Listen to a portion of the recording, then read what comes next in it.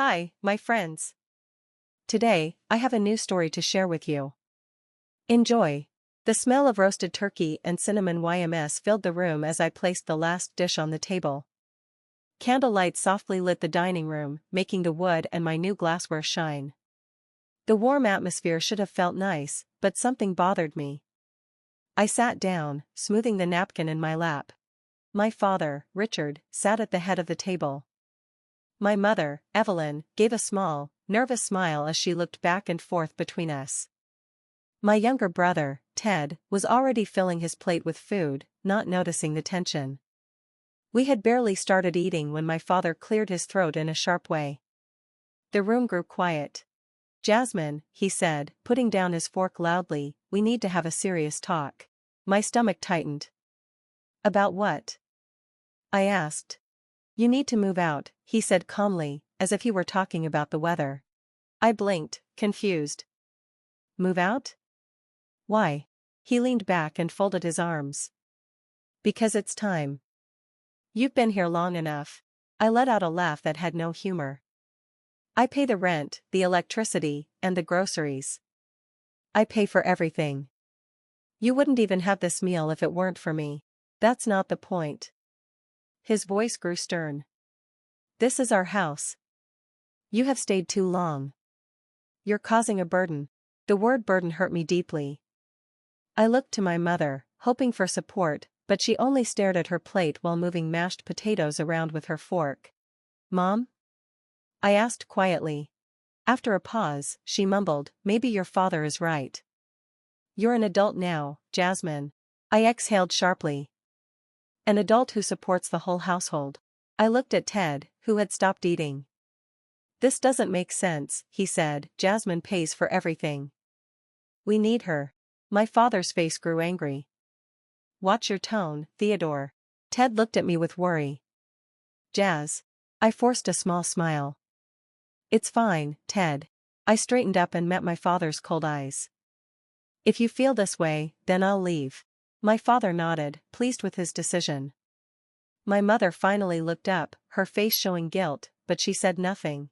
Dinner went on as if nothing had happened, but I lost my appetite. I packed my things quietly, the only sounds coming from zippers and rustling clothes as I put them in my suitcase.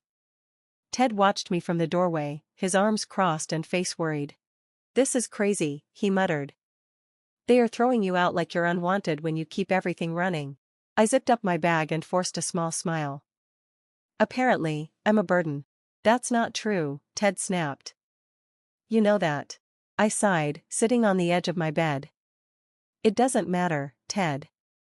They made up their mind." He shook his head. "So what will you do now?" "I'm staying with ISA until I can get my own place." Ted let out a sharp breath and ran his hand through his hair. "They won't last without you, you know? The bills, the groceries, they all depend on you. Dad can't just manage everything on his own." A bitter feeling rose in me. "That's not my problem anymore." After a heavy silence, he asked, "Are you going to cut them off?" I looked him in the eye. "I have to." I opened my bank's website on my phone. With a few taps, I removed my name from the electricity, water, and internet bills. I stopped the rent payments next. The next morning, I did not say goodbye. I wheeled my suitcase down the driveway, feeling the cold morning air. No one came to stop me. At the curb, ISA was waiting in her car. She opened the passenger door. "Are you ready?" she asked. I took one last look at the house, the place I had held together for so long, then got into the car. I closed the door and said, "Yeah, let's go." For 3 days, there was silence, no calls or messages. I expected my father to be too proud to admit he was wrong, or my mother too ashamed. But on the 4th day, something happened. While ISA and I were having dinner, my phone buzzed loudly on the kitchen counter. When I saw my mother's name, I almost ignored it, but curiosity made me answer. "Hello? Jasmine, please, you have to help us." My mother's voice was shaky and scared. "The power is off in the internet. Your father can't even watch his shows." I closed my eyes and took a deep breath. "Then pay the bills." A long silence followed. Then she whispered, "We don't have the money." I laughed, but it was not funny. Not my problem, I said before hanging up. My hands were shaking, and my heart was beating hard. ISA raised an eyebrow. Let me guess, they're panicking? I nodded. The power is off. The internet is down. They finally noticed that I was paying for everything. ISA smiled a little as she poked at her pasta with her fork. You'd think your dad would be too stubborn to call. I sighed. It wasn't him. It was my mother. ISA frowned. Of course, she always lets him do the damage and then tries to fix things afterwards. Before I could reply, my phone buzzed again with a notification. Fraud alert, unusual login attempt detected on your bank account. A chill went through me. I clicked on it and saw someone had tried to access my savings, someone from my parents' address. I felt disgusted. I turned to ISA. They tried to get into my account. She put her fork down. You're serious? I shook my head. Her lips curled in anger. Jasmine, you need to shut them out completely, change all your passwords, freeze your accounts if you have to. I opened my banking app. I'm on it, I said. I changed all my passwords, set up new security alerts, and turned on two-factor authentication. By the time I was done, my hands were steadier, but my anger was still there. My father had called me a burden, kicked me out like I meant nothing, and now he was trying to steal from me. I clenched my jaw. If he thinks this is over, he is wrong. Later that night, my phone rang and woke me up. I saw Ted's name and answered quickly. Ted? I said. His voice was quiet but full of worry. Jasmine, Dad is furious. He found out you cut off the bills. He's blaming you for everything. I sat up, heart pounding. Let me guess, he doesn't take any responsibility? Ted laughed bitterly. Not even close. He says you're punishing the family, that you want us all to suffer. Then, in a whisper, he added, he's planning to do something. I felt a shiver go down my spine. Doing what? I don't know, but he's not just yelling anymore. He's planning something. I swallowed hard. My father had never been physically violent before, but his words always hurt deeply. Stay away from him, I told him firmly, and if things get worse, call the police. Ted hesitated. He won't hurt me. I exhaled. Maybe he won't hurt you, but he might try to hurt me. After a moment, Ted said, be careful, Jasmine. I ended the call. My heart was racing. Across the room, ISA watched me. It's getting worse, isn't it? She asked. I nodded. I think he's about to do something drastic. Her eyes darkened. Then we need to be ready. I did not sleep that night. Just after midnight, there was a heavy pounding on ISA's apartment door. Each knock rattled the walls, filled with anger. Jasmine, open the door, my father shouted, his voice raw with anger. Do you think you can just walk away from me? ISA jumped up, fear in her eyes. I grabbed my phone. My hands were steady even though I was scared. I'm calling the police, I whispered.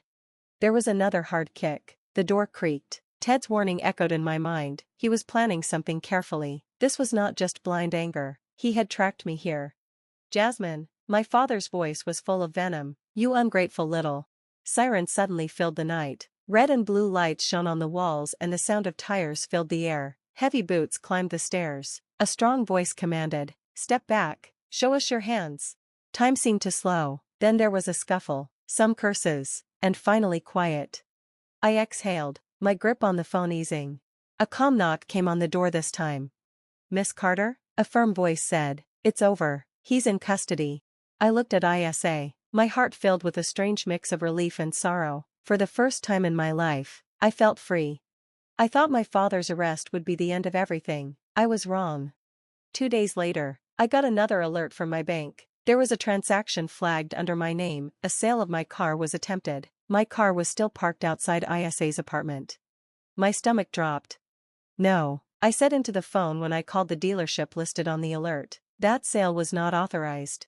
The man on the other end said, strange, your mother said you gave her power of attorney.